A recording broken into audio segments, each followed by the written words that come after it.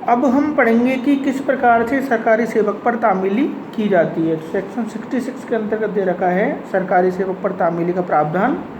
कि जहाँ समन किया गया व्यक्ति सरकार की सक्रिय सेवा में है, एक्टिव सर्विस में है, वहाँ समन जारी करने वाला न्यायालय मामूली तौर पर ऐसा समन 2 प्रतियों के अंतर्गत भेजेगा और उस कार्यालय के प्रधान पर HOD head of the department को भेजेगा जिसमें वह व्यक्ति नियोजित है, और सेक्शन 62 के अकॉर्डिंगली वह उसको सम्यक रूप से तामीली उस पर कराएगा। ऐसा HOD उस पर रसीद हस्ताक्षरित करेगा और ऐसा हस्ताक्षर तामीली का सुप्रीम एविडेंस होगा, सर्वोच्च साक्ष्य होगा। जहां हम एलोकेशन बाहर की हो, स्थानीय सीमाओं के बाहर हो, वहां किस प्रकार से तामीली कराएंगे। तो सेक्शन 67 में प्रावधान है कि जब न्यायालय यह चाहता है कि उसके द्वारा जारी किए गए सम्मन की तामील उसकी स्थानीय अधिकारिता से बाहर किसी स्थान के अंतर्गत की जाए, तब वह मामूली तौर पर ऐसा सम्मन 2 प्रतियों में उस मजिस्ट्रेट को भेजेगा जिसकी स्थानीय अधिकारिता के अंदर उसकी तामीली की जानी है या समन किए गए व्यक्ति निवास करता है। अब हमारा सबूत का प्रावधान है कि किस प्रकार से हम इस चीज़ को प्रूव करेंगे कि तामीली हो गई। तो सेक्शन 68 में यह है एविडेंस का प्रावधान है। ऐसे मामलों में जब तामील करने वाला अधिकारी उपस्थित नहीं हो, यानी कि जिस व्यक्ति ने तामील की थी और वह अधिकारी एट द मोमेंट जब प्रोसीजर चल रहा हो, प्रोसीडिंग चल रही हो, तो उपस्थित नहीं हो कोर्ट के अंतर्गत, यह पॉसिबल ही नहीं होता कि आज कोई हवालदार है, वह किसी व्यक्ति पर वारंट की तामील करा के लाया है। तामील पुनिंदा जो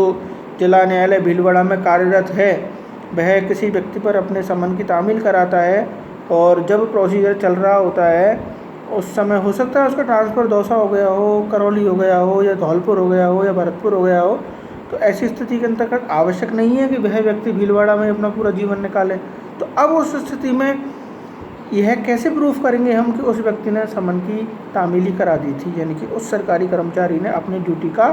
परफॉर्मेंस किया था, ब्रीच ऑफ द ड्यूटी नहीं की थी, अपना उसने कर्तव्य निभाया था। तो उस स्थिति में हम सेक्शन 68 को पढ़ेंगे CRPC को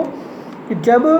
न्यायालय द्वारा जारी किया गया सम्मन की तामील उसकी स्थानीय अधिकारिता से बाहर की गई है, लोकल लिमिट से बाहर की गई है,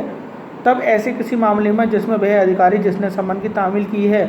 मामले की सुनवाई के समय उपस्थित नहीं है, मजिस्ट्रेट के समक्ष किया गया तात्पर्य या शपथ पत्र की सम्मन की तामील हो गई है और सम्मन की दूसरी प्रति जिसका उस व्यक्ति को परिधान किया गया था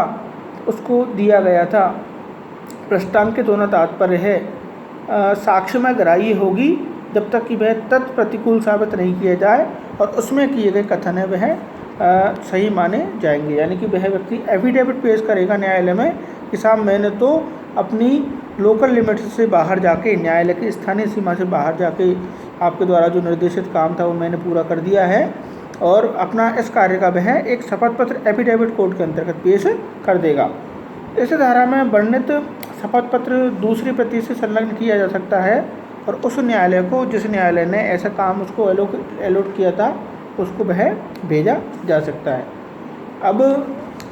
डाक के माध्यम से भी हम जो कि है वह समन की तामील करा सकते हैं, लेकिन यह समन हम भेज रहे हैं किसको, साक्षी को, विटनेस को। तो सेक्शन 69 के अंतर्गत है इस अध्याय की पूर्ववर्ती धाराओं में के होते हुए भी साक्षी के लिए समन जारी करने वाला न्यायालय ऐसा समन जारी करने के अतिरिक्त उसके साथ साथ यह निर्देश दे सकता है कि उस समन की एक प्रति साक्षी के उस स्थान के पते पर जहां वह मामूली रूप से निवास करता है रजिस्टर्ड डाक के द्वारा भेजी जाए, और जब साक्षी द्वारा हस्ताक्षरित की गई अभिस्वीकृति या डाक या कर्मचारी द्वारा तात्पर्य प्रस्तावकन से उसने इनकार कर दिया प्राप्त हो जाता है, तो समन जारी करने वाला जो न्यायालय है वह यह घोषित कर सकता है कि समन की तामील सम्यक रूप से कर दी गई है। तो इस प्रकार से इस सेक्शन के अंतर्गत जो वर्णित उपबंध हैं उस उपबंधों का जो मूल उद्देश्य है वो साक्षी को समन की तामीली में विलम्ब करने से रोकना है। यानी कि न्यायालय यह चाहता है कि किसी भी प्रकार से डिले नहीं हो और हम डाक के माध्यम से भी अगर आवश्यकता हो तो किसी व्यक्ति को समन भेजें और वह व्यक्ति सम्यक रूप से अपना कर्तव्य मानते हुए न्यायालय में साक्ष्य देने के लिए उपस्थित हो। इस प्रकार से ये प्रोविजंस जो हैं वो सीआरपीसी के अंतर्गत किए गए हैं। इन सभी प्रोविजंस का जो मेन मोटिव है, मुख्य उद्देश्य है, वो मुख्य उद्देश्य यही है कि हमें जुडिशल जो प्रोसीडिंग्स हैं उन प्रोसीडिंग्स में एक तो सॉलिड एविडेंस रखना है, यानी कि अच्छा एविडेंस रखना है कि समय वास्तव में तामीली हुआ। उस व्यक्ति के हस्ताक्षर लेने का उद्देश्य यही होता है कि वह व्यक्ति ये प्रूव करता है कि साहब मैंने सम्यक रूप से हस्ताक्षर लिए हैं, ड्यूली अटेस्टेड है ये रसीद, और इसको मैंने ओरिजिनलिटी से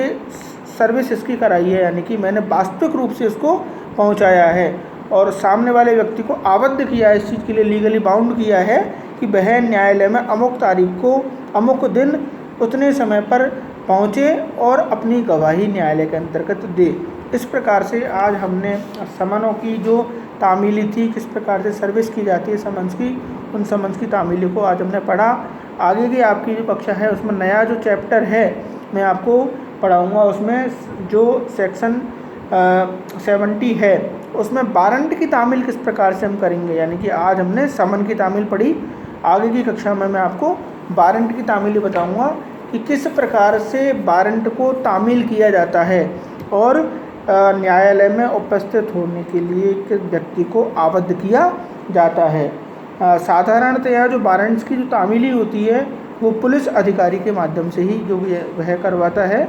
और न्यायालय स्वयं भी अपने तामील कोनंदाओं के माध्यम से ऐसे वारंट्स की तामील करवा सकता है।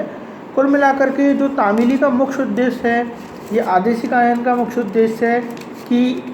ट्रांसपेरेंसी हो जस्टिस में और सम्यक रूप से हर स्तर पर यह जांच कर ली जाए कि उचित रूप से जो कार्रवाई है वो प्रत्येक पक्ष के द्वारा की गई है, और न्याय जो मिसकैरेज ऑफ द जस्टिस है, यानी कि न्याय में जो न्याय प्राप्त करने में जो देरी होती है, delay of the justice delay deny, यानी कहते हैं न्याय में देरी न्याय की हत्या के समान है, ऐसी स्थिति पर नहीं हो, सर्विस प्रॉपर हो और प्रॉपरली एविडेंस के लिए साक्षी आए। तो आगे कक्षा में आपको वारंट्स के बारे में बताऊंगा। आज की कक्षा के लिए इतना ही। Thank you.